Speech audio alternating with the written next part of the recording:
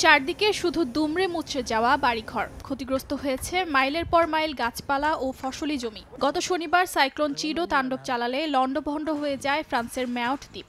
জারি করা হয় সতর্কতা। গেল শনিবার ২২৫ কিলোমিটার বেগে আঘাত হানা চিডো দেশটির ৯০ বছরের মধ্যে আঘাত হানার সবচেয়ে শক্তিশালী সাইক্লোন বলে জানান বিশেষজ্ঞরা। চিডোর প্রভাবে মৃতের সংখ্যা হাজার ছাড়িয়ে যেতে পারে বলে আশঙ্কা করা হচ্ছে।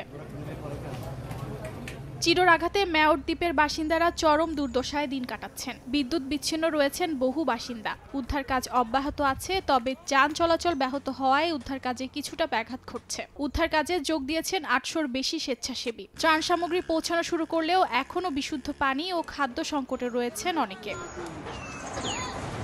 এদিকে দেশটির প্রেসিডেন্ট ইমানুয়েল ম্যাখো স্থানীয় সময় সোমবার সামাজিক যোগাযোগ মাধ্যম এক্সে জানান, আগামী কয়েকদিনের মধ্যেই তিনি ম্যাওট দ্বীপ পরিদর্শন করতে যাবেন। দেশটি এত বড় ক্ষতির সম্মুখীন হওয়ায় জাতীয় শোক ঘোষণা করেন তিনি।